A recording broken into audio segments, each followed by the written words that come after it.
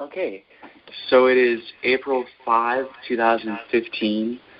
It's Sunday night, and we're just coming to the end of the first day of the Feast of Unleavened Bread. And, we're just going to be getting into a study here. And before we do that, let's ask our Heavenly Family for guidance. Heavenly Family, we know that you have a lot to show us. And we never really know exactly what you're going to show us and how and when until the time comes.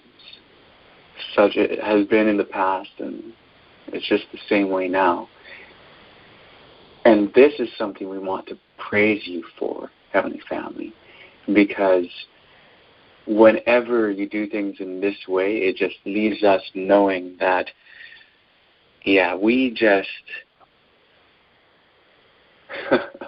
we're just so far from your wisdom.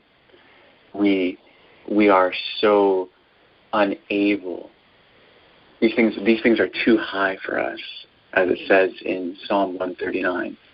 But yet you raise us up and bring us to the height of your glory, and you show us the wonderful things out of your law. And so, Heavenly Family, please guide us here. I know, Father and Mother, that you have sent your Son and that he accomplished the work that you had for him to do here on earth. And now he's doing a wonderful work in heaven.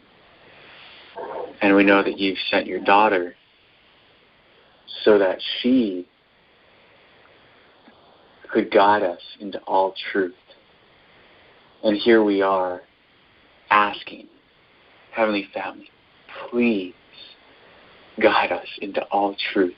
Show us all the truth that we need. And we know that we need everything that you have to offer us. And I just want to thank you for giving us everything that we need. And so here we are, ready to open up the writings of the messages that you've given in the past, which we understand to be for the present. And please increase our capacity to think rightly. Have us come to the right understanding of these scriptures. Have us receive them not as just the word of men, but as they are in truth, your word. So, Heavenly Family, thank you for this. Thank you for this opportunity. Sister, guide us. Thank you. Mm-hmm. Father and Mother, in the name of your Son and daughter, Branch, he and she. Amen. Amen. So, ever since, last night was a late night, and then waking up later than usual this morning, I've been just wondering, okay, what are we going to be going through tonight? And then the meeting earlier today, it was good to discuss different things, go through different things. And since then, I've been wondering, okay, well, what are we going to go through tonight? And it's been kind of like, okay, well, you never know what exactly it's going to be. And so, I just started asking our Heavenly Family what I should be looking at, and a number of things came across my mind. And I'm just going to tell you guys the things that were going through my mind, because I know that everything here is all interrelated. So I'm going to mention some of these things so that you guys can go and study them. And if any of you guys want to write down these passages so you can go look at them later, I encourage you to. So have a pen or paper, or, if you want to write it on your computer, whatever is more convenient. But I'll tell you some of the things that were coming across my mind, and I'll tell you why they were coming across my mind. And then I'll tell you where those things led, and we'll go from there. So one of the things that was crossing my mind to be looking into, which actually today I haven't studied into, is Ezekiel chapters 1 to 11 and following. But those are the primary chapters that came to my mind. There's been a lot revealed about these chapters, at least some of them, but there's still a lot of mystery. Obviously, Ezekiel chapter 4, the 430 years, and Ezekiel 5, what takes place at the end of the 430 years, is significant, to say the least, especially in terms of what we understand in the branch message.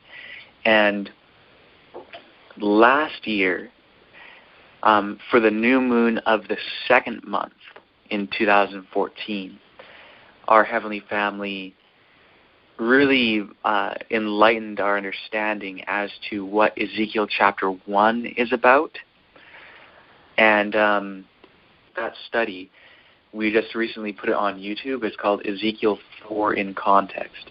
And at that time, I actually started to write something on that topic, going through Ezekiel 1 and further context.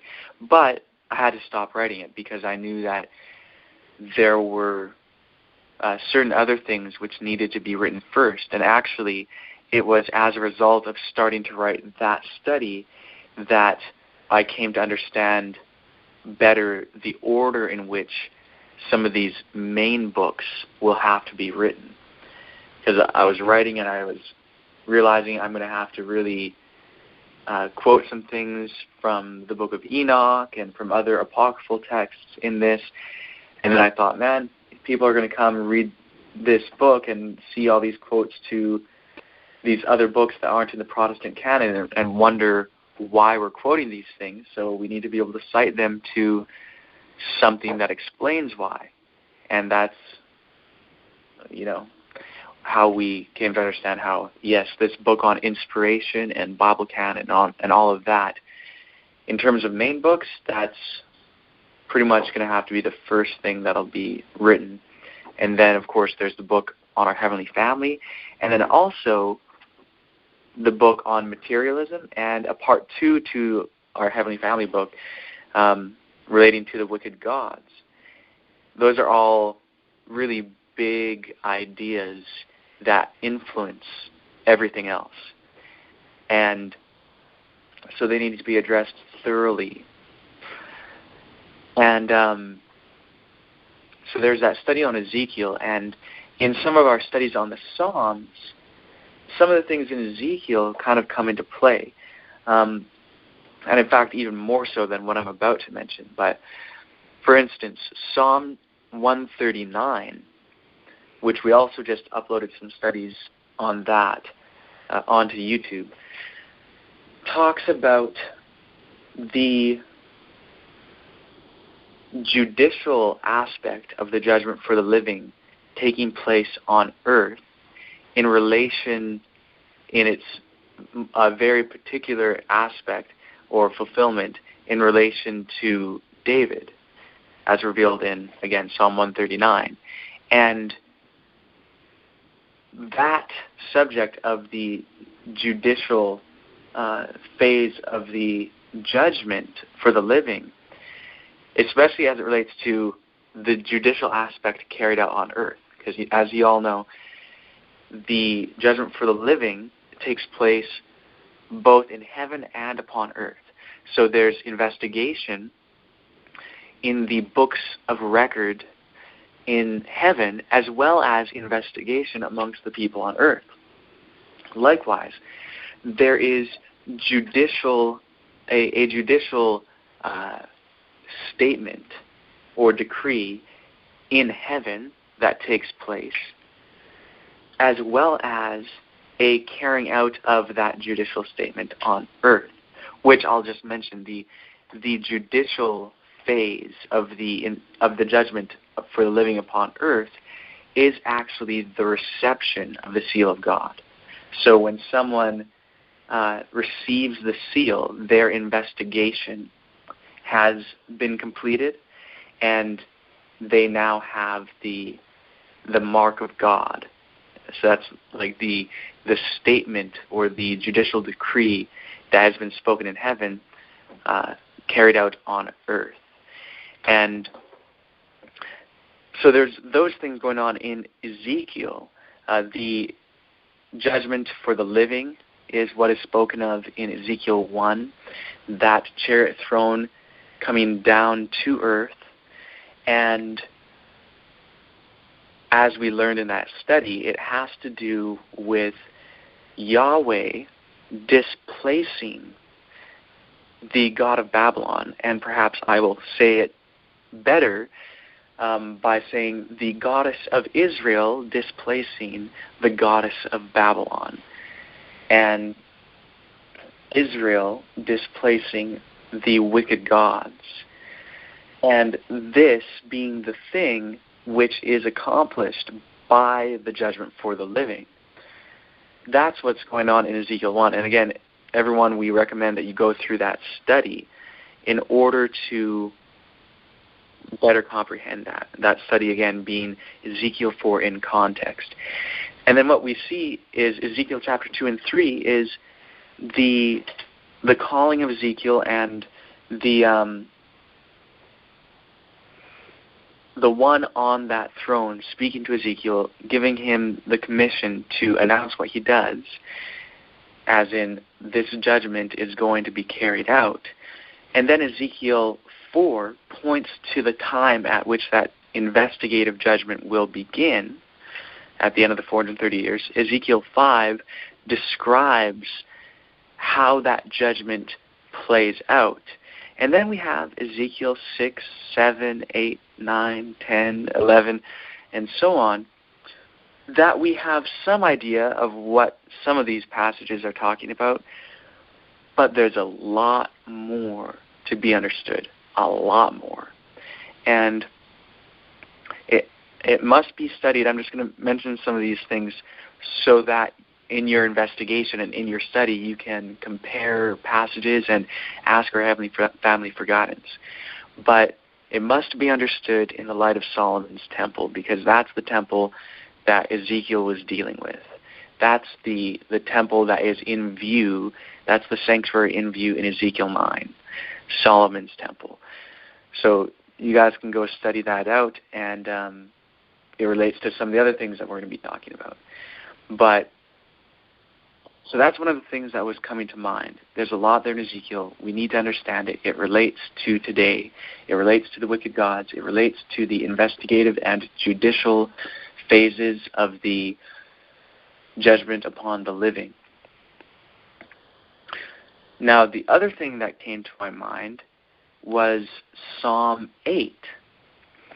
And not just Psalm 8 on its own, but some of the Psalms which have some sort of connection with it. And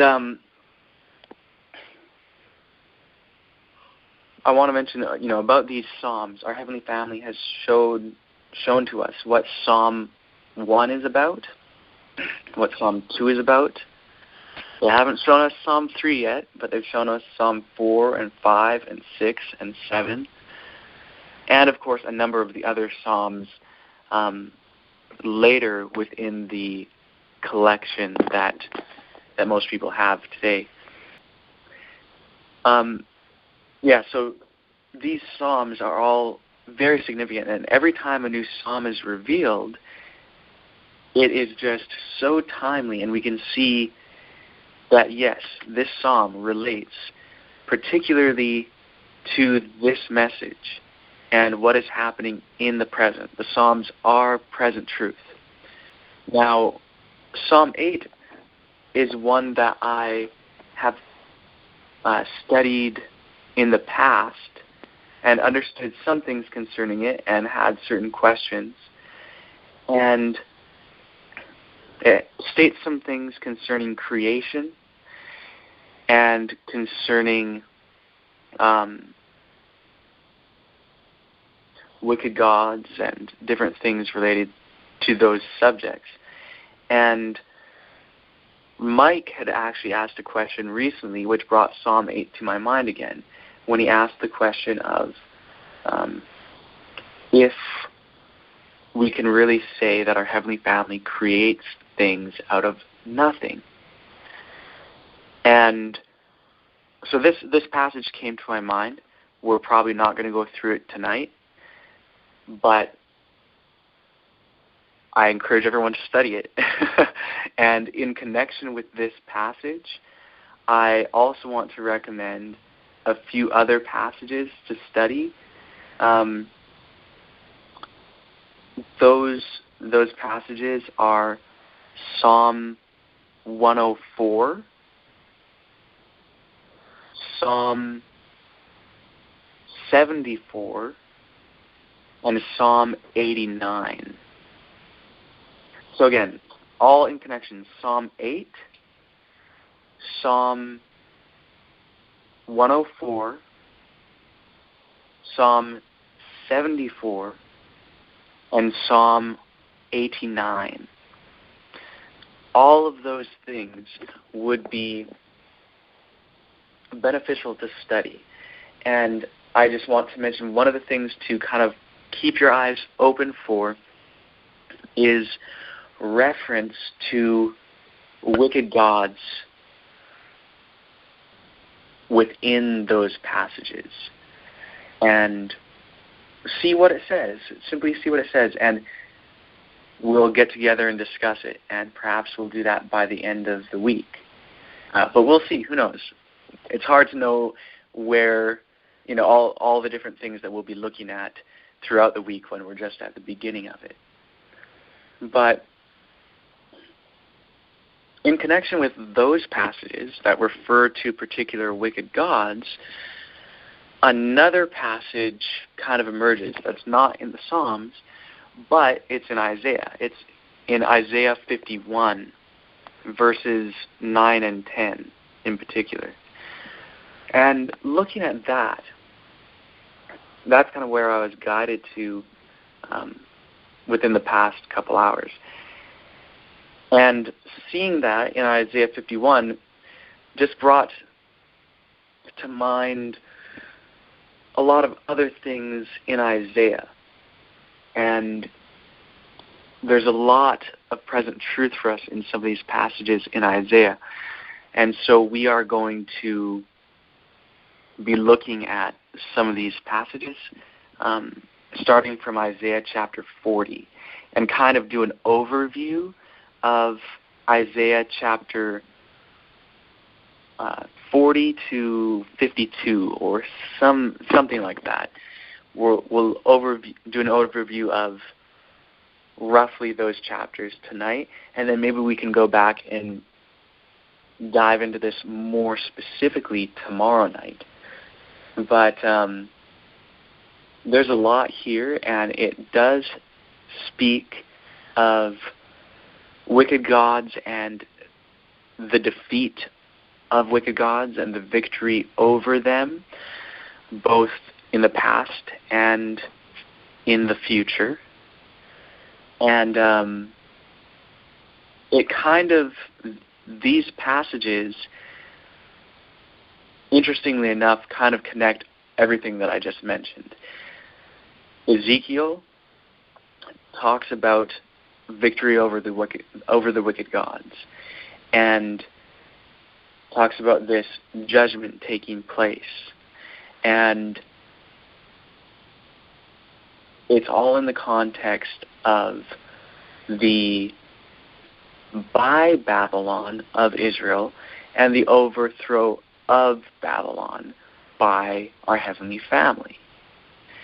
And these passages in Isaiah actually speak to the same point in connection with the establishment of the Second Temple, which, as we have already seen, is really the rebuilding of Solomon's temple, which, as we have seen in the past, was really David's temple. And so this all comes back to the house of David. And that, of course, connects to the Psalms. And the Psalms, where they speak of creation, also connect this to the sanctuary. And there's a lot that I won't quite mention in terms of just different connections, because we'll have to go through more in order to really see those connections for what they are. But what we have in Isaiah really connects these various subjects, and it is very much present truth. And we need to get a better understanding of it. Victor Hoddip, he went through Isaiah 54 to 66 in some detail in Shepherd's Rod Volume 1, as well as in the Timely Greetings. And there's more things that we've learned concerning those passages since. And then he also went through some of the things at the beginning of Isaiah. But there's actually still quite a bit of Isaiah that Victor Hoddip didn't go through in detail. Some of these chapters he went through at least briefly. He touched on Isaiah 40, Isaiah 41. He made reference to certain things within Isaiah 48 and Isaiah 49 and so on and so forth. He didn't really touch on Isaiah 50 much. Isaiah 51 and 52 he talked about a bit. But there's a lot that he left unknown, simply because it was unknown. But today is kind of a different story. There's a lot more here that has come to our attention, and some of it we have gone through in the past, within the past couple of years. So we're going to kind of, again, this is just for an overview right now, but we'll be going through these things more particularly. So Isaiah chapter 40 is clearly a kind of a new context within the book of Isaiah. Reading Isaiah 38 and 39, it's talking about what took place in the days of Hezekiah and so on. And then Isaiah 40 is kind of a new page or a new chapter in the book of Isaiah. In fact, most scholars believe that from Isaiah 40 and onward is actually a separate book that was later attached. They call it Deutero-Isaiah. And some of them even believe that Isaiah was originally 3 books, the first one from chapter 1 to 39, the second one from chapter 40 to 55, and the last one from 56 to 66. Now, I don't know how true all of that is, and I'm not necessarily promoting the idea. However, there are definitely books in the Bible that are of a composite nature. And that's not necessarily a good thing or a bad thing, but it's something to be studied into. But either way, that's just to emphasize the point that Isaiah 40 is clearly something new. It's not continuing on the context of what is before it. So it's a good place to start when we're considering what follows. It's the beginning of a context. And I'll just read the first part of it, and I'll read from King James here, taking out some of the more archaic phrases. So Isaiah 40, and Heavenly Family, give us clear understanding. Thank you. Comfort ye, my people, saith your God. Speak ye comfortably to Jerusalem, and cry unto her, that her warfare is accomplished, that her iniquity is pardoned. For she has received of the Lord's hand, or Yahweh's hand, double for all her sins. The voice of him that cries, in the wilderness, prepare ye the way of Yahweh, make straight in the desert a highway for our God. So there's a voice of him that cries in the wilderness, saying those things. We're familiar with this. These are passages that we've gone through before. And it's talking about something being done in the wilderness, which we know is the lands of the Gentiles. And so it's, in the wilderness, prepare ye the way of Yahweh. Make straight in the desert a highway for our God. Every valley shall be exalted, and every mountain and hill shall be made low. And the crooked places shall be made straight, and the rough places plain. And the glory of Yahweh shall be revealed, and all flesh shall see it together, for the mouth of Yahweh hath spoken it. The voice said, Cry. And he said, What shall I cry? All flesh is grass, and all the goodliness thereof is as the flower of the field. The grass withers, and the flower fades, because the Spirit of the Lord blows upon it. Surely the people is grass. The grass withers, the flower fades, but the word of our God shall stand forever.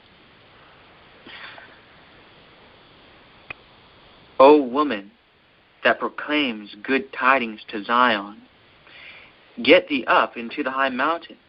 O woman that proclaims good tidings to Jerusalem, lift up thy voice with strength, lift it up, be not afraid.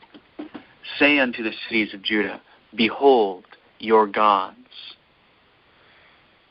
Now, I'll stop reading there for a moment and we'll go back to observe something. So we have here the message of comfort. The message spoken to the people of God, Jerusalem and Judah, saying, your warfare is accomplished, saying, your iniquity is pardoned, and saying, prepare in the wilderness a way, prepare ye the way of the Lord. In the wilderness, prepare ye the way of the Lord. Make straight in the desert a highway for our God. The valleys being exalted, and the mountains and hills being made low, the glory of the Lord being seen, all flesh is grass, right? Saying it's a message of humbling, the people are nothing. What this is saying is that there is a message proclaimed in the lands of the Gentiles that says your iniquity is pardoned, and that says, behold your gods, that shows the glory of the Lord, that declares that everyone, all flesh is as grass, fades away. Even the flowers, those who stand out as being more beautiful, are all as nothing before our heavenly family. We've identified in the past that this message is the message proclaimed in the 9T Reformation, right? And we've compared this with other passages, even within Isaiah, passages like Isaiah 34 and 35 that show this same thing. You know, Isaiah 35 talks about the streams breaking forth in the wilderness. It's the same thing as Psalm 68, right? So this is just refreshing. These are all passages that are connected. We've gone through it before, and we've seen that it is talking about the same thing that Ellen White talks about in Testimonies 9, page 126, which is the Reformation that the Davidian organization is especially designed to bring about. That it has been the purpose of the Davidian organization ever since its beginning to bring about this Reformation, which is the sealing of the 144,000, which also lets us know that those who will be used by our Heavenly Family to bring about this Reformation will be those who will teach the 144,000, the antitypical 120, who were taught and gathered in, harvested by the wave sheaf. So this is the message. You know, as branches, we have been called to be wave sheaf. So this is the message that we are to bear. And how shall we bear it unless we ourselves learn it? That's the message of Isaiah 40. And in this passage, again, we are told to say, behold your gods. That's verse 9. Now, Isaiah 40 continues on, and it points out our creators. And it points out that the Spirit is the one in charge. Verse 13, who hath directed the Spirit of Yahweh, or being his counselor hath taught him? With whom took he counsel, and who instructed him, and taught him in the path of judgment, and taught him knowledge, and shewed to him the way of understanding? It's showing us that our heavenly family has understanding, and they didn't need someone to show them all these things. They are the ones to show us. The Spirit is the one to show us. And it goes on, and perhaps we'll get more into this tomorrow night, but it goes on contrasting our heavenly family and their truth with idolatry. And then as we get to chapter 41, we see our heavenly family doing something that is to be taken note of. And that is that they present a challenge. And as they present this challenge, they also declare what they are doing. Chapter 41, verse 1 says, keep silence before me, O islands, and let the people renew their strength. Let them come near, then let them speak. Let us come near together to judgment. Who raised up the righteous man from the east, called him to his foot, gave the nations before him, and made him rule over kings? He gave them as the dust to his sword, as driven stubble to his bow. And it goes on, and it talks about how Yahweh has chosen someone to proclaim a message. This Victor Hoddef in Mount Zion at the 11th Hour, Tract 8, says that the one spoken of in Isaiah chapter 41 is the antitypical David, which again brings us to the time of the reestablishment of the tabernacle of David, which is the time of the reestablishment of Solomon's temple, which is the second temple, the day that is called for in Haggai, the day that Zechariah spoke about, the time to which the Psalms refer, the day that Ezekiel was speaking of. So all these things are all interrelated and speak of the message which we are now receiving from our heavenly family.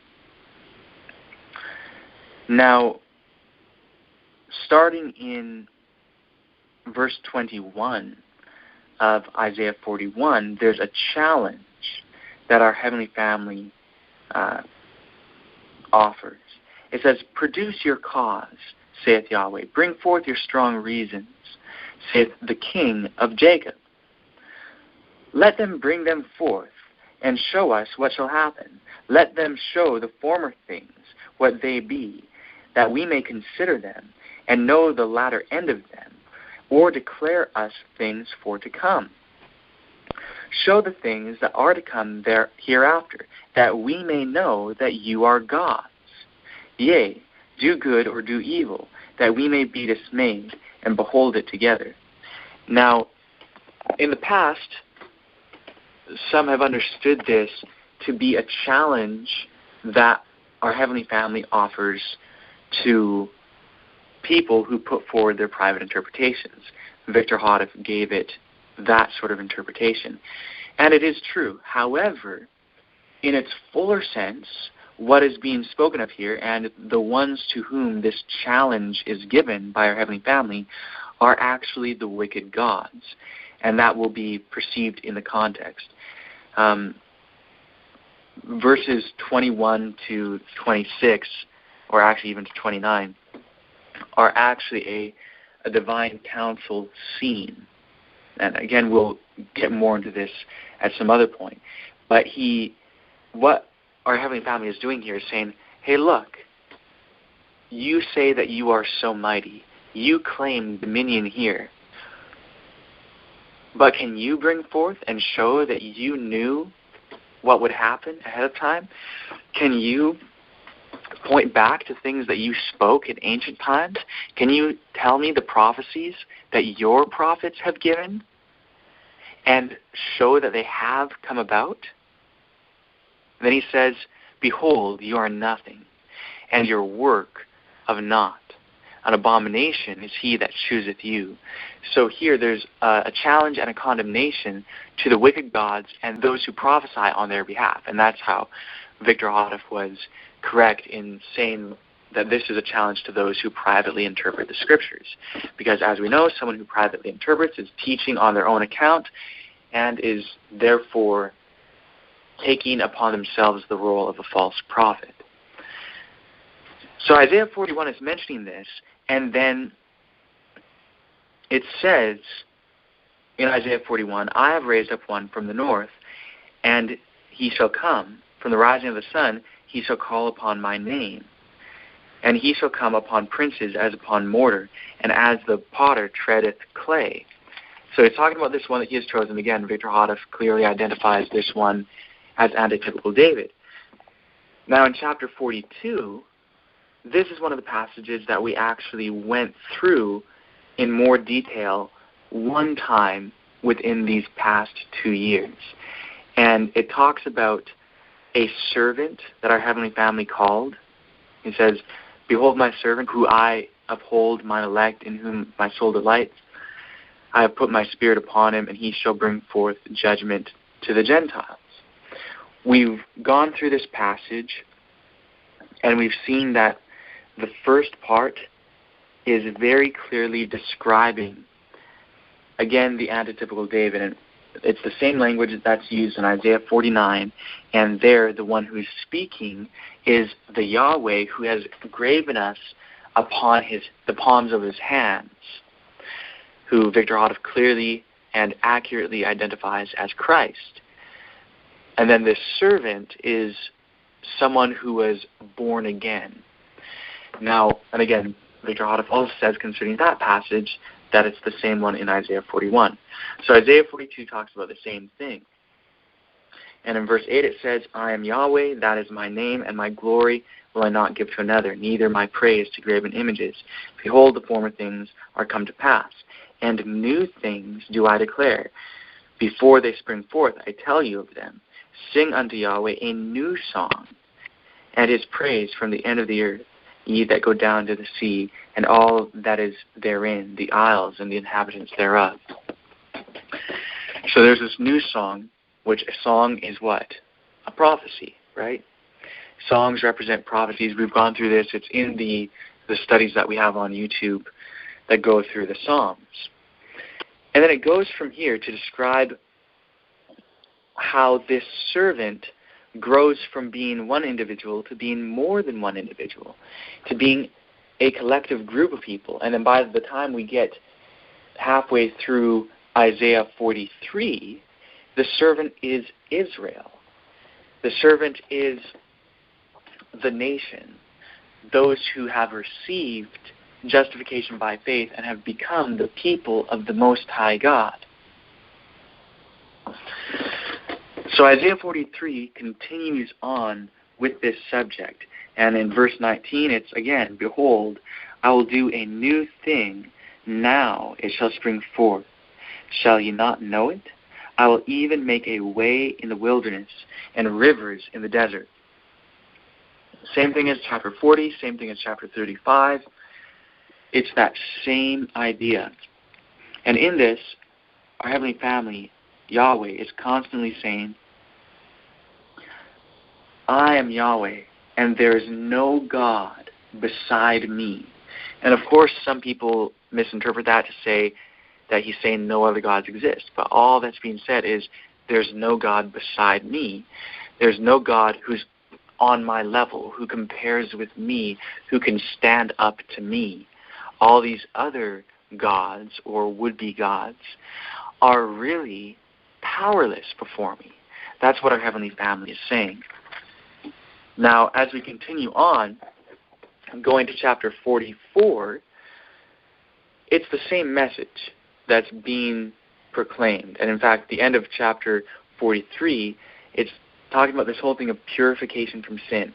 Israel in these chapters is portrayed in being in a condition of sin, in need of purification, and the purification is there, offered to Israel. In chapter 43, verse 25, it says, I, even I, am him that blotteth out thy transgressions for mine own sake, and I will not remember thy sins. So you see, this is in the time of the judgment, right? The time of blotting out of sins.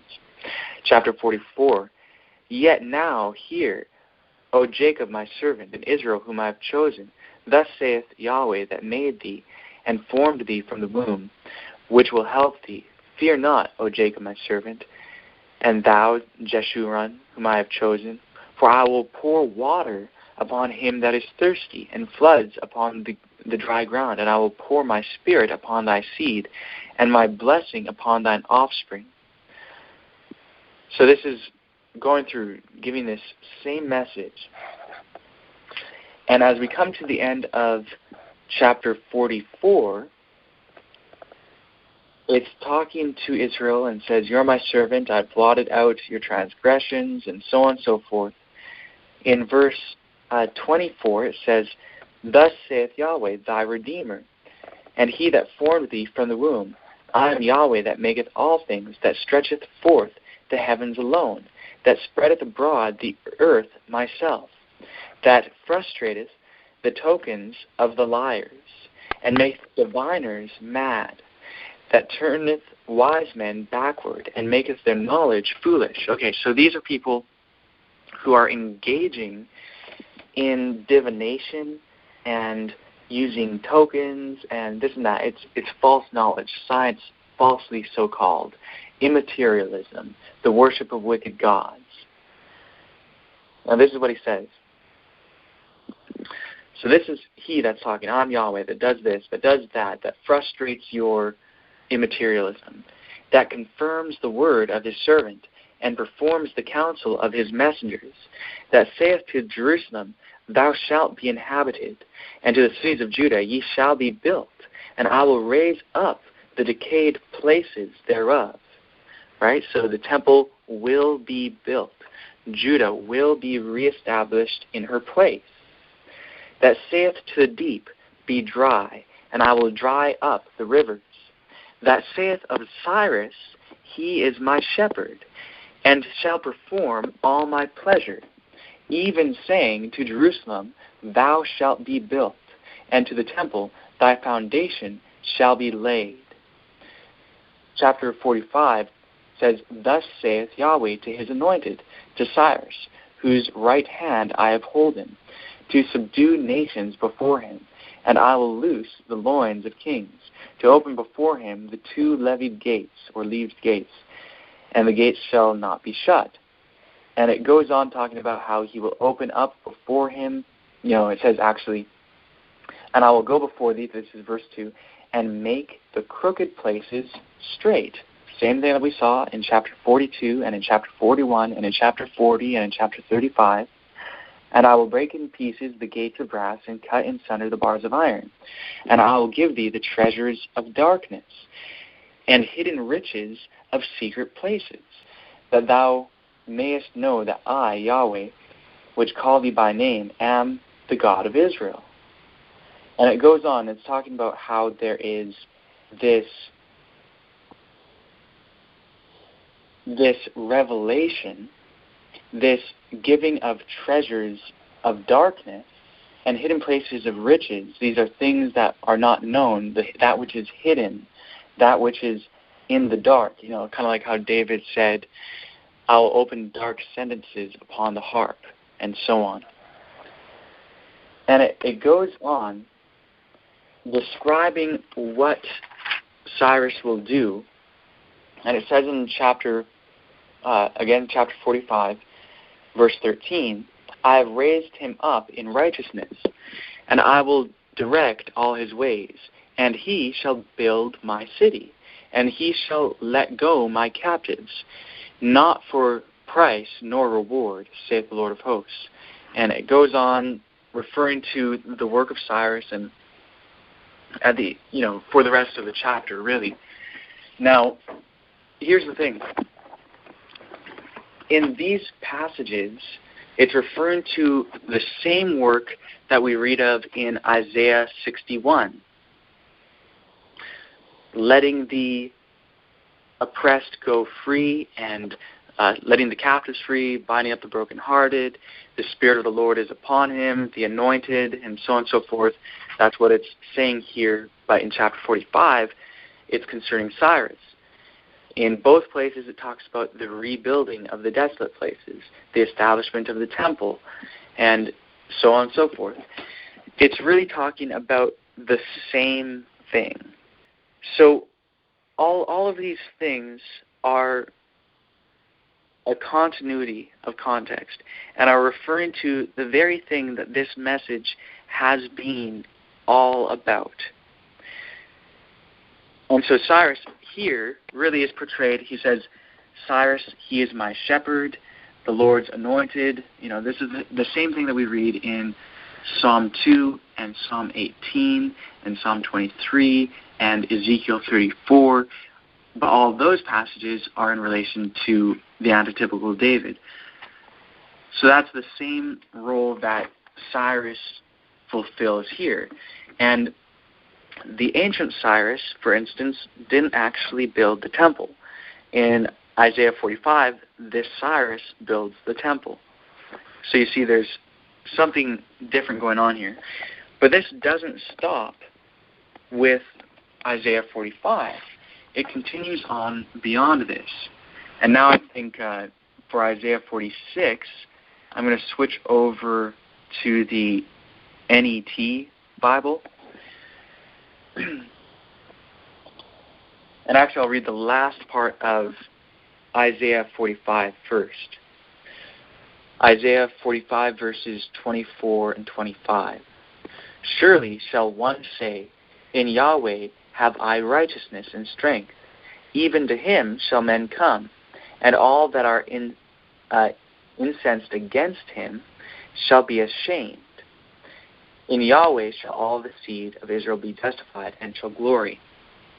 Continuing on, Isaiah 46. Bel kneels down. Nebo bends low. Nebo is also known as Nabu. Bel and Nebo, or Nabu, are wicked gods. They are two of the gods of Babylon. So notice here, it's talking about these gods. It says, Bel kneels down. Nebo bends low. Their images weigh down animals and beasts. Your heavy images are burdensome to tired animals. Together they bend low and kneel down. They are unable to rescue the images. They themselves head off into captivity. So you see, these gods bend low and kneel down. They are unable to rescue their images, their idols. They themselves head off into captivity. So these wicked gods, clearly again, this is another example where these gods are very real. And they have brought the people of our heavenly family into captivity, but now they themselves shall go into captivity. They have idols, but they can't do anything to save their idols. Their idols will be broken. In verse 3, listen to me, O family of Jacob, all you who are left from the family of Israel, you who have been carried from birth, you who have been supported from the time you left the womb. Even when you are old, I will take care of you. Even when you have gray hair, I will carry you. I made you and will support you. I will carry you and rescue you. So notice here, what is being said here is that the wicked gods, they can't support their images. But here Yahweh says, but I can carry and support you, and I can rescue you. So you see, just as those graven images are the images of these gods, so we are the images of our gods, of the true Elohim. And our heavenly family will rescue us, unlike how these wicked gods cannot rescue their images. In verse 5 it says, to whom can you compare and liken me? Tell me whom you think I resemble, so we can be compared. Those who empty out gold from a purse and weigh out silver on a scale hire a metalsmith who makes it into a god. Then they bow down and worship it. They put it on their shoulder and carry it. They put it in its place, and it just stands there. It does not move from its place. Even when someone cries out to it, it does not reply. It does not deliver him from his distress. Remember this, so that you can be brave. Think about it, you rebels. Remember what I accomplished in antiquity, in the old times. Truly, I am God. There's none like me, and there is none other, or I have no peer. I am God, and there is none like me, who announced the end from the beginning and reveals beforehand what has not yet occurred, who says, my plan will be realized. I will accomplish what I desire, who summons an eagle from the east, from a distant land, and who carries out my plan. Yes, I have decreed. Yes, I will bring it to pass. I have formulated a plan. Yes, I will carry it out. Listen to me, you stubborn people, you who distance yourself from doing what is right. I am bringing my deliverance near. It is not far away. I am bringing my salvation near. It does not wait. I will save Zion. I will adorn Israel in my splendor. And now, consider chapter 47, which is the judgment upon Babylon. Now again, if this is the rebuilding of the second temple, which is the rebuilding of this is the rebuilding of the temple in antitype, which is really rebuilding the first temple. And when that was done, who was the adversary? Who was the nation that had brought them into captivity? It was Babylon, right? Same thing in Ezekiel. Babylon is the enemy.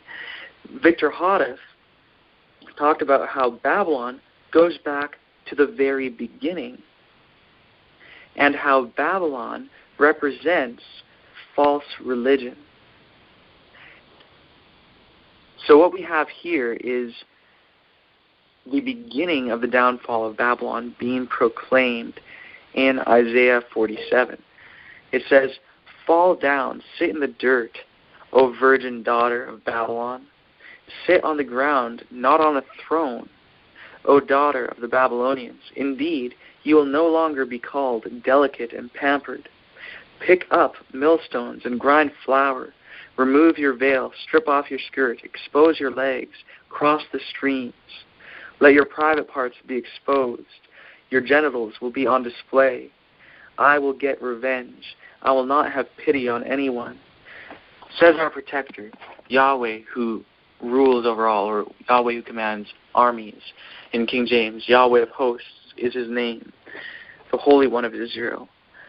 Sit silently, go to a hiding place, O daughter of the Babylonians. Indeed, I will no longer be called, or indeed you will no longer be called, Queen of Kingdoms. So this Babylon here is presented as a woman, right? A queen, just like Babylon in Revelation 17. In Zechariah chapter 5, it talks about this same sort of thing, where Babylon is represented as a woman in a basket.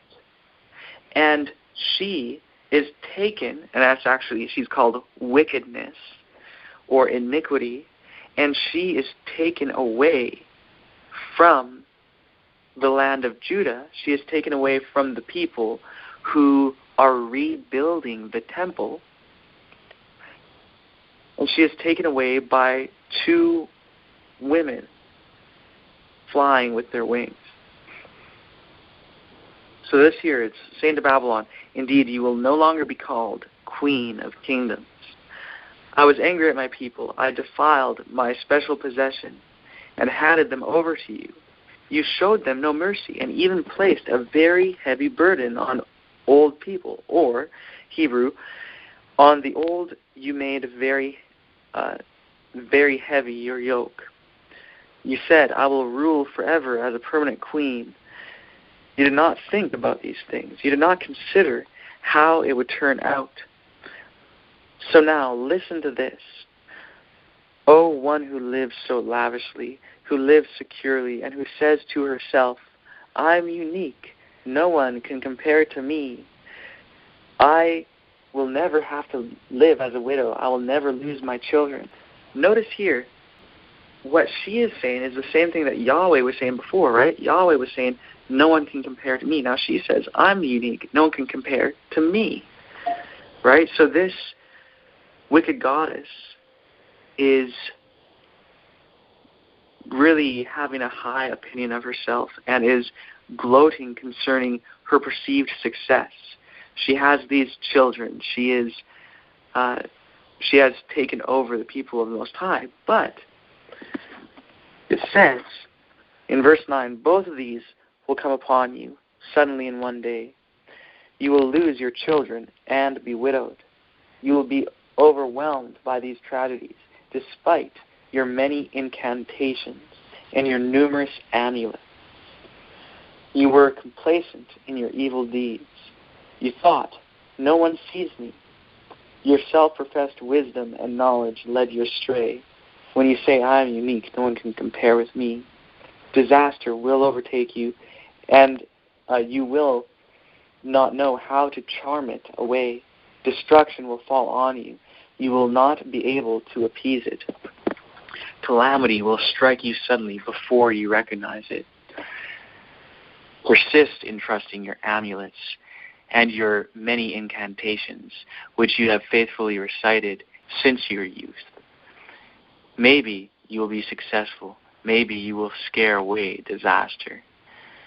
Now, just wanted to mention here, Babylon, being a symbol of false religion, going back to the beginning, here it's, referring to that, your incantations that you've been reciting since your youth.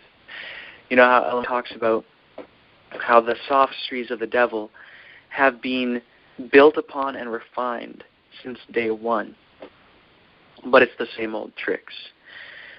That's the same idea that's being spoken of here, only speaking specifically to Babylon, mystery Babylon. And this is telling her of her end. But the way that this end is spoken of is that there will be this deliverance. And it's not going all the way to the very end of her destruction when it talks about this. What this is talking of, going from verse 45, it's talking about Cyrus and building the house or building the city. And then it goes right into saying, it says that I will cause princes to bow down and he shall tread upon them as clay. And then it says, Bel bows down, Nebo stoops. So it's talking about the judgment of these wicked gods beginning prior to the final fall of Babylon. Now, if you want to study the final fall of Babylon, then I highly recommend reading the 2 deliverances that Doug wrote. But that's not what this is talking about. This is going back prior to that, and it's stating her doom. And of course, it extends to that. But the beginning of her downfall actually starts earlier. And this only makes sense because if you consider how Babylon rules, she rules through incantations, right? She rules through her charms and incantations and her deceit. So how do you defeat deceit? By the truth, right? So if truth starts being brought forward, and if streams break forth in the wilderness, then surely that's when the downfall of Babylon begins, right? Amen. Amen. So, continuing on here, in verse 13, you are tired out from listening to so much advice. Let them take their stand, the ones who see omens in the sky, who gaze at the stars, who make monthly predictions. Let them rescue you from the disaster that is about to overtake you. Look, they are like straw, which the fire burns up. Fire, a symbol of? Spirit. The Spirit. The words that I speak unto you, they are spirit, they are truth. They cannot rescue themselves from the heat of the flames. There are no coals to warm them, no firelight to enjoy. They will disappoint you, those you have so faithfully dealt with since your youth. Each strays off in his own direction, leaving no one to rescue you. You see, that's what false religion does. It scatters people and gets people, just like the devil has all his private interpretations. Someone who's following him will engage in their own private interpretations. Because someone who is a devotee of the devil is really only a devotee of self. And that's why his plan can never, it's doomed from the beginning, why it can never work. Because there's no serving of each other. It's all serving of self. And at the end of the day, if the devil would be able to, quote-unquote, win, he would end up having to be all alone in the universe, because everyone would kill each other out to the point where those left would, again, have the striving for self and would kill each other off. And the devil would be the last one standing and probably just kill himself. The whole thing is self-defeating. But now, Isaiah 48, listen to what it says. Listen to this, O family of Jacob, or people of house of Jacob. You who are called by the name Israel. Now, notice here, hear this, a house of Jacob, which are called by the name of Israel. So this is referring to those who have the old name, but who are yet called by the new name, and are come forth out of the waters of Judah. So these are those who come forth out of the waters of Judah. And we know that Judah is a representation of the two-tribe kingdom, which antitypically we have the 10-tribe kingdom and the two-tribe kingdom, SDA and DSDA. So these come forth out of the waters of Judah, which swear by the name of Yahweh and make mention of Elohi Yisrael, the goddess of Israel, but not in truth nor in righteousness. For they call themselves the holy city and stay themselves upon the goddess of Israel. Yahweh of hosts is his name, or is her name. I announced events beforehand. I issued the decrees and made predictions. Suddenly I acted and they came to pass. I did this because I know how stubborn you are. Your neck muscles are like iron and your forehead like bronze. Now what's that saying? Neck muscles like iron. You're not turning your head, right? Mm-hmm. Forehead like bronze or like flint. Not changing your mind, right? But here we're called to change our mind in this message. Verse 5, I announced them to you beforehand. Before they happened, I predicted them for you. So you could never say, my image did these things. My idol, my cast image decreed them. So we've been told to cast away our idols, right? Our images, the things that resemble the wicked gods. And how do the wicked gods deal? In error and in wickedness, in falsehood, in lies. Our idols are anything and everything which is an image of falsehood. So we can't say, oh, these things did it, these things said it, these things decreed them. You have heard, now look at the evidence. Will you not admit that what I say is true? From this point on, I am announcing to you new events that are previously unrevealed and you do not know about. The way it puts it in King James, thou hast heard, see all this, and will ye not declare it? Or will not ye declare it? I have showed thee new things from this time, even hidden things, and thou didst not know them.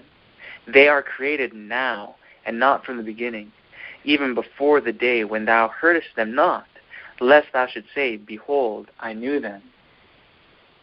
You did not hear, you did not know, you were not told beforehand. For I know that you are very deceitful, and you were labeled a rebel from birth. For the sake of my reputation, or my name, I hold back my anger. For the sake of my praise, I restrain myself from destroying you. Look, I have refined you, but not as silver. I have purified you in the furnace of misery. For my sake alone I will act, for how can I allow my name to be defiled? I will not share my glory with anyone else.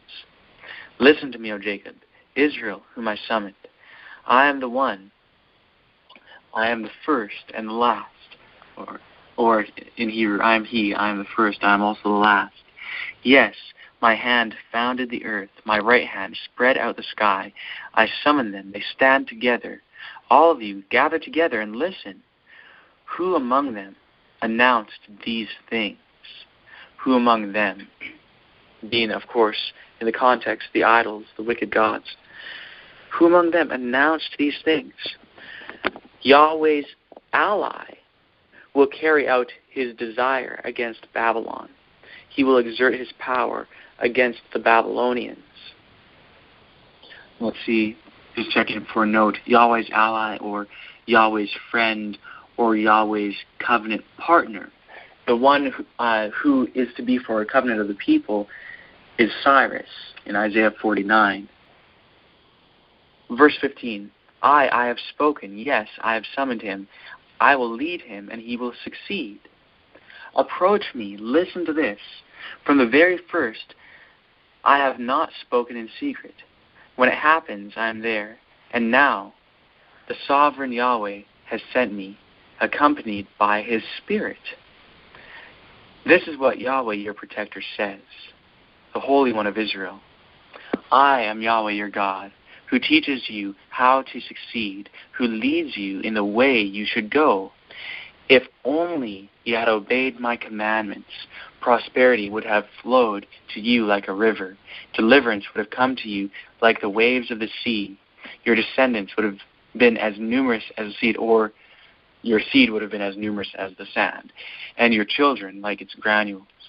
Their name would not have been cut off and eliminated from my presence. Leave Babylon, flee from the Babylonians, announce it with a shout of joy. Make this known, proclaim it throughout the earth. Say, Yahweh protects his servant Jacob. So notice here, we're told here to cry out, to announce it with a shout of joy, to flee from Babylon, to leave Babylon. And we just learned what Babylon is, right? Victor Hata talks about what Babylon is. They do not thirst as he leads them through dry regions. Notice that. They do not thirst as he leads them through dry regions. Psalm 68, Isaiah 35, and so on. He makes water flow out of a rock for them. He splits open a rock, and water flows out. That's Exodus, right? Very, very clearly. Exodus. Again, Psalm 68. There will be no prosperity for the wicked, says Yahweh. Okay, now, chapter 49, this we have gone through in detail. And this is where it talks about the one who has been made as a polished shaft or polished arrow, and who is sent to bring again and gather the tribes of Israel.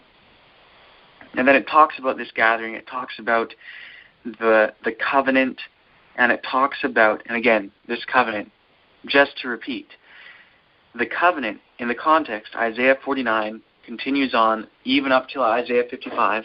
The covenant is the sure mercies of David. That's the new covenant. That's the covenant spoken of in Isaiah 49. And then it goes on talking about the ingathering of the saints. It talks about the kingdom. Talks about how the land will be too narrow by reason of its inhabitants. And if you want to find the study on Isaiah 49 that we have from earlier, you can find it on the YouTube channel. It's called Isaiah 49, July 26 and 27, 2013. And Teresa gave the study. So you can all go and look for that. Now, Isaiah 50 continues on talking to this daughter of Jerusalem. And it refers to her mother, and I'll read some of it at least here.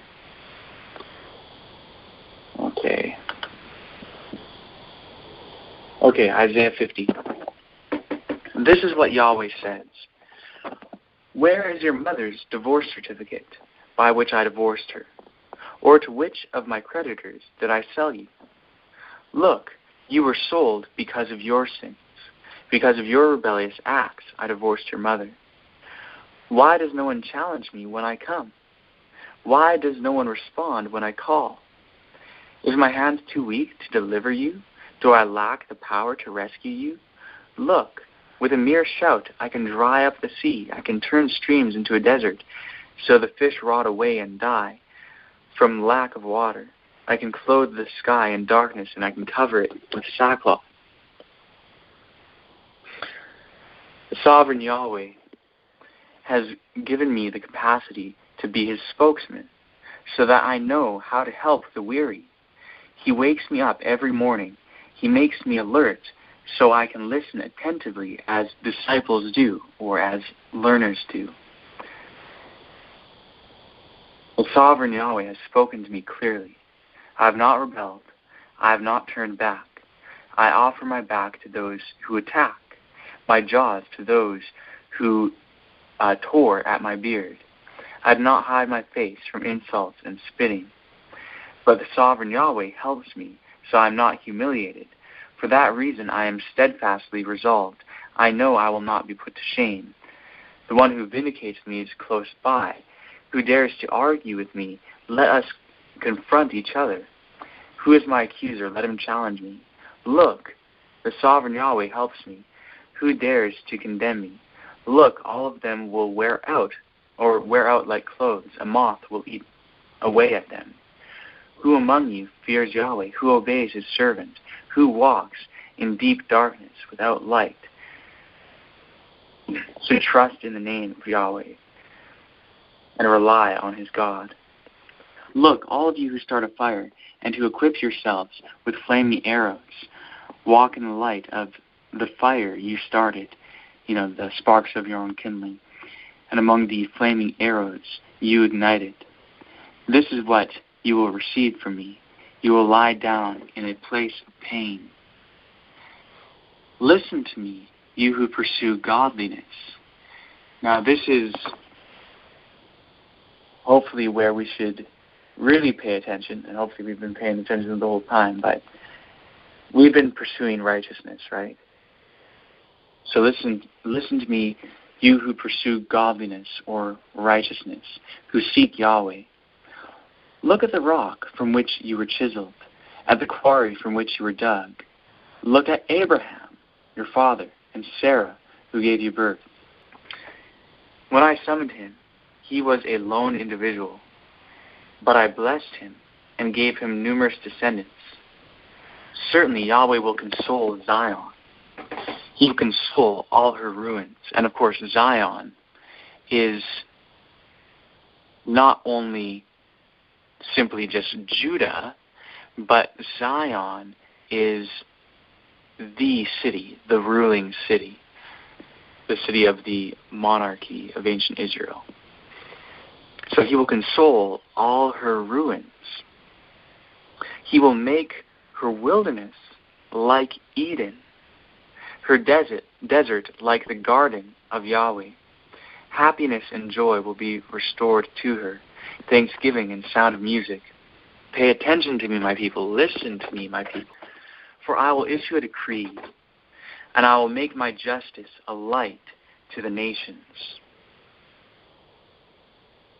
And in King James it says, I will make my judgment to rest for light of my people. My righteousness is near, my salvation is gone forth, and my arms shall judge the people. The isles shall wait upon me, and on my arm shall they trust. Look up at the sky, look at the earth below, for the sky will dissipate like smoke. And actually, Hebrew says, for the sky will be torn in pieces, and the earth will wear out like clothes. Its residents will die like gnats. But the deliverance I give is forever. The vindication I provide will not disappear, or my righteousness will not disappear or be shattered. Listen to me, you who know what is right, or ye that know righteousness, the people in whose heart is my law. Fear ye not the reproach of men, neither be ye afraid of their revilings. For a moth will eat away at them like clothes.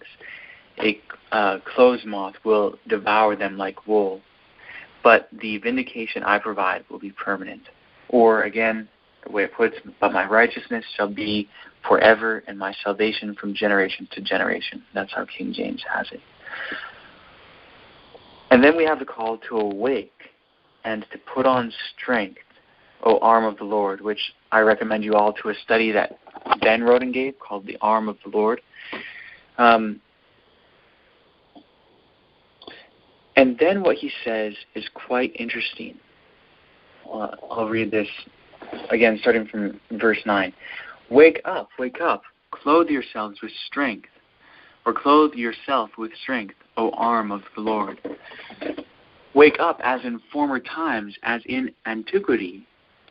Did you not smash the proud one, is what it says in King James. It's the word Rahab.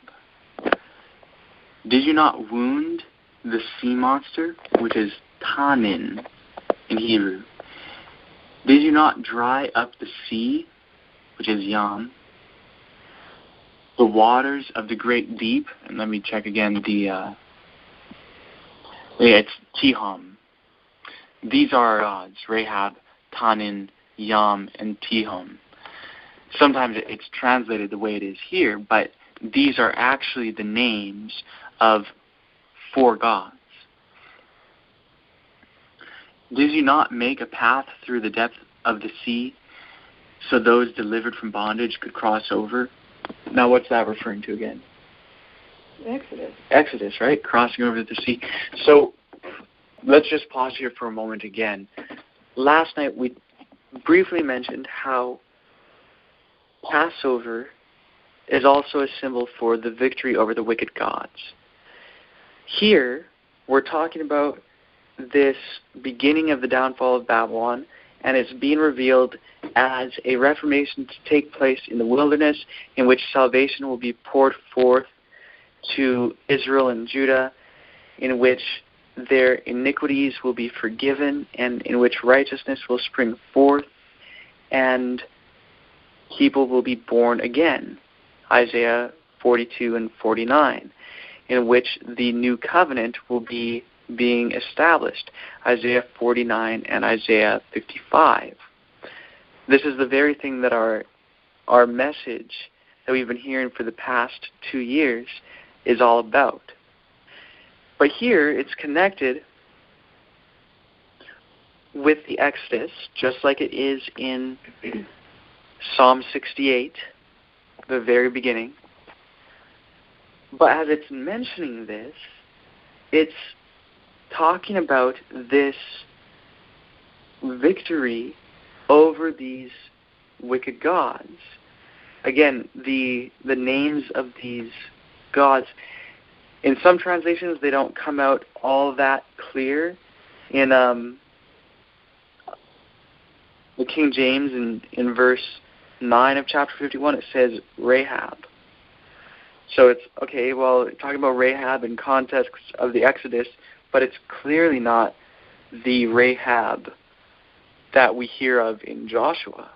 Just from the context here, it's really clear because it says that he cut off Rahab or defeated Rahab. And the reason why I just wanted to mention, in the King James, the translators at that time did not know what these other words meant, and that they were, in fact, wicked gods of ancient Egypt and the ancient Canaanites. Rahab, Kanin, Yam, and Tihom. But today that stuff is known because we have a lot more of ancient Canaanite literature, and we have a lot more access to the Egyptian hieroglyphs and writings. There was also Egyptian writings. And so now it's known, okay, yes, that's what these things are referring to. That's also relevant for the other passages that I mentioned previously from the Psalms. Psalm 8, Psalm 89, Psalm 104, and Psalm 74. So here it refers to it, but it's in the context of this message and in the reestablishment of the tabernacle of David, and it connects it with the Exodus. And as we continue here a little bit, I'll read, I'll just continue on in verse 11. Those whom Yahweh has ransomed will return. They will enter Zion with a shout of joy. Unending joy will crown them or be upon their heads. Happiness and joy will overwhelm them. Grief and suffering will disappear. That's the same thing that we read of in Isaiah 35, right? And again, go back and read Isaiah 35. It's one of those passages that we should be very well acquainted with, since the whole goal of the Davidian Association is the 90 Reformation, and since that is what Isaiah 35 is about. Verse 12, I am the one who consoles you, Yahweh speaking. Why are you afraid of mortal men, of mere human beings who are as short-lived as grass? Same thing as chapter 40.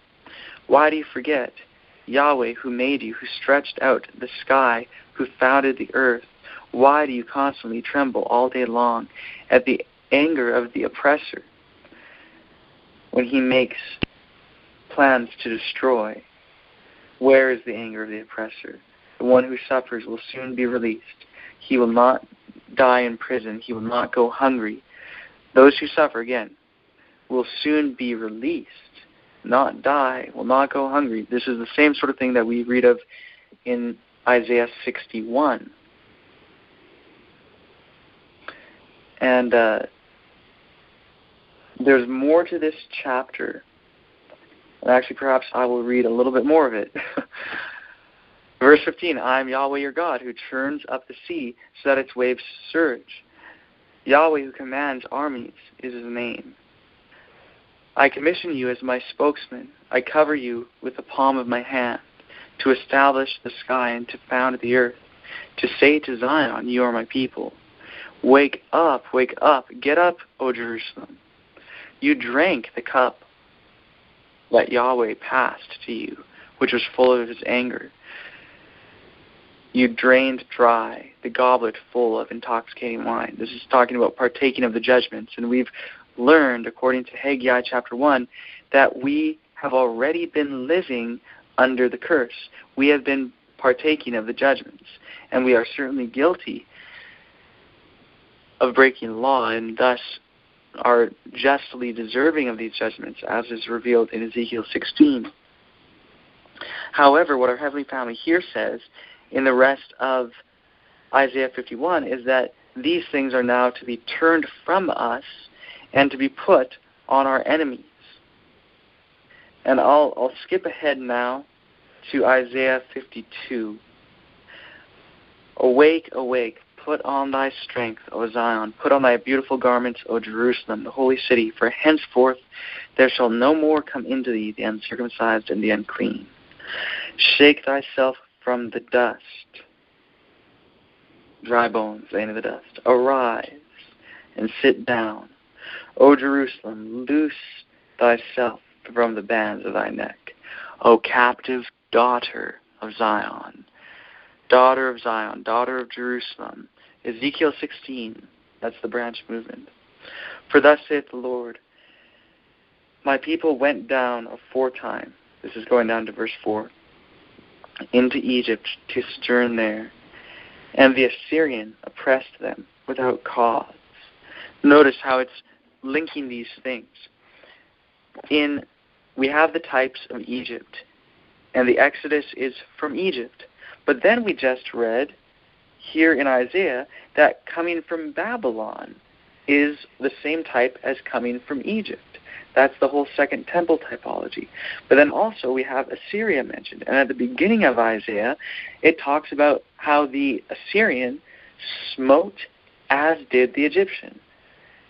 He shall smite with his rod after the manner of Egypt, Isaiah chapter 10. And there will be an exodus from Assyria. So you see that all these things, whether Egypt, Assyria, or Babylon, are pointing to this same reality, this grand latter-day antitypical exodus. And Isaiah 52 is describing this and tells us of this message. It says in verse 5, now therefore, what have I here, saith the Lord, that my people is taken away for naught? They that rule over them make them to howl, saith Yahweh. And my name continually, every day, is blasphemed. Therefore my people shall know my name. Therefore they shall know in the day that I am he that doth speak. Behold, it is I. How beautiful upon the mountains are the feet of him that brings good tidings, that publishes peace, that brings good tidings of good, that publishes salvation, that says unto Zion, thy God reigns. Thy watchmen shall lift up the voice. With the voice together shall they sing. For they shall see eye to eye when the Lord brings again Zion. Break forth into joy. Sing together, ye waste places of Jerusalem. For Yahweh hath comforted his people. He hath redeemed Jerusalem. And then it goes on and points us to our suffering Messiah in chapter 53. To behold him, to behold the Lamb of God, and to sing and to break forth. And, the whole thing goes on in this one giant context, and we could just keep going to the end of Isaiah, but we're not going to do that because we've already been going for some time. But I hope that some of that overview, I know that some of it are things that we have already been familiar with, and then there are these other aspects that we haven't been quite as familiar with, but that we should become very familiar with. And I hope that kind of getting an overview of that helps to kind of see the big picture. And I know if we end up going through during this week those chapters again, but going through them in detail, and then summarize again, we will have a lot more understanding. But the basic principle here, just to kind of take from this, and there's different things that I hope that each of you take. Each person should have different points that stand out to them. but it's to point out the context of these passages, to get the overall view that what our Heavenly Family is doing now is represented by these chapters, and that it consists of a reformation beginning in the wilderness. It consists of a message being sent, righteousness being received, people hearing that message and receiving that righteousness for themselves, captives being set free, wicked gods being put to shame and being driven into captivity, false religion and idols being broken down and cast off, and ultimately returning to the land of our fathers. That's how these passages present things.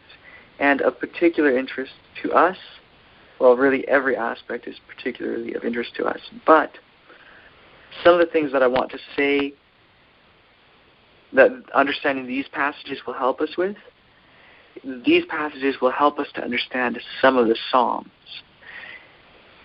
And they, likewise, will help us to better understand these passages. Altogether, they will form a more complete picture.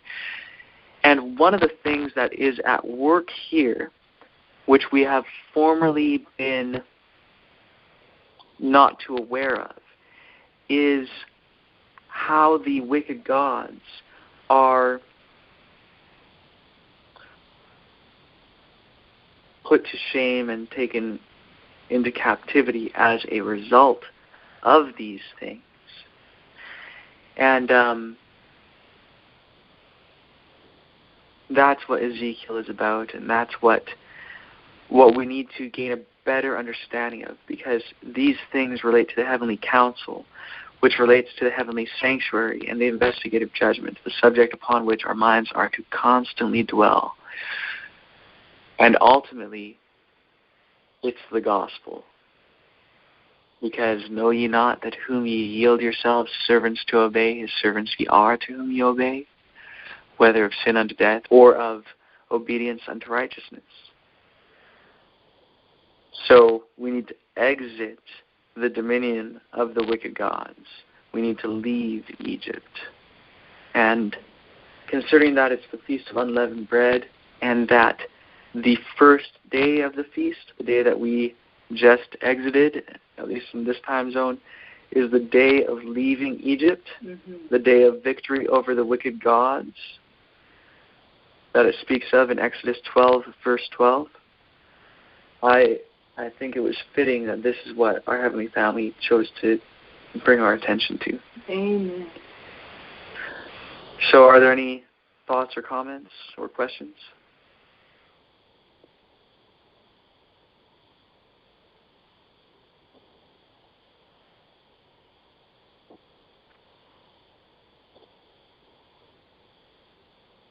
All right, well, I guess it's a night. So, does anyone want to volunteer to pray? Nothing is without significance. Amen. I'll pray. Heavenly Family, thank you for looking down upon us. Thank you for speaking to us and for inviting us to hear and live, to look and live, to taste and live. Amen. We acknowledge that we are in need of everything that you have to offer, Heavenly Family, Amen. including being in need of teachable spirits. Heavenly Family, take each one of us here and put within us that teachable spirit, that we might learn of thee. Mm-hmm. raise up a mighty army, Heavenly Family, to do your work. Yes, Lord. I'm ready to go home. Amen. I'm really ready to go home, and I'm so eager to be able to bring as many people as possible along. Amen. Heavenly Family, may this be so for your honor and your glory, because you are worthy to be worshipped. You're worthy to be praised. Right. And I want to see your character vindicated in this earth and throughout the whole universe, that every living thing would proclaim that you are our creators, our redeemers, that you alone, Heavenly Family, are to be worshipped and exalted. Amen. Amen. Thank you for this feast. And by that, I truly mean the feast of truth. Strengthen each one of us, Heavenly Family. Enable us to take it all in and to want more, and to continue to really digest these truths so that we can teach them to others, so that this kingdom can grow and fill the whole earth, so that your will, Heavenly Family, can be done on this earth as it is in heaven. Amen. Amen. Father and Mother, we bring all this to you with thanksgiving and praise in the name of our Redeemers, your children, Branch, he and she. Thank you so much. Amen. Amen. Amen. Set us on fire. That people will come to see us burn with truth. Amen. And you know, something else that I want to mention, since we're all materialists here, and since we've been learning to look at things in terms of reality and materialism and have a bit more of a scientific approach to things, I know that often people think that their brains cannot comprehend all this information that we have before us. Or we think, you know, if we're getting older, that it's harder to learn now, and so on and so forth. And I just want to say that according to material reality, that's a lie. And we've, often been told that, and because of that, we end up believing it, and then it becomes true because we don't think that we can learn, and so we basically accept the thought that we can't, and then we don't. Exactly. We don't learn more. But our brains actually can take in so much more information than we give them. We fill our brains with useless information much of the time, and we don't allow ourselves to analyze the information. We think that thinking is in some way hurtful to our brain or something like that. But we need to think a lot more and a lot more deeply. And our brains can actually, it would take, even with the current knowledge that we have of the brain, it would take, I believe, millions of years in order to come close to have an issue with our capacity for, how our brains, the amount of information our brains can retain. And, each time when we sleep, our brains are actually going through and sorting through information and getting rid of useless things, useless bits of information, and there's a lot of room for a lot more information each day. And the other thing that I wanted to mention is how there's a common myth that people have that we only use like 10% of our brains or whatever. That's actually not true. We actually use all of our brains. And let's actually make use of it. Let's really use it to its maximum potential. People used to think that our brains are basically, once we reach a certain age, our brains are developed and we can't really learn as much anymore. We can't develop new patterns of thinking and this and that. Well, that's not true either. It's known as brain plasticity. Our brains can actually develop new pathways and new ways of thinking, and we can do that for our whole lives. And so I just want to mention... Continual progression. Exactly, continual progression. That's exactly it. So I just want to say, all of you are just as capable of learning now as you ever were. And don't allow the thought that you aren't as able prevent you from learning, because it's not true to begin with. So just reject it and move forward, learning in truth, knowing that you can learn. And just even having that in mind when you go, you'll be able to think more clearly, you'll be able to focus better, because you'll know, I can learn this, because our Heavenly Family has made me able to learn this. Well, being good materialists, we know that brains just like ours used to be used for 900, 1,000 years. Right? That's right. There you go. Totally. So that's it. And, we need to keep, how people say, use it or lose it, right? We got to keep using it and keep improving it. And as we keep, just like if you work out a muscle, if you're not in the habit of working out a muscle for however long, and then you start working it out, it's hard at first. But the more you work it out, the easier it gets. And it's the same with our brains. The more we use our brains, the easier it becomes. And so I just think it should just become our nature, our mode of operation, to use our brains to the max at all times. So I guess on that note, we'll close off the study, and we'll be back on tomorrow night, starting at the same time. So love to you all. Look forward to hearing things that you come across as you study. Love you, and good night.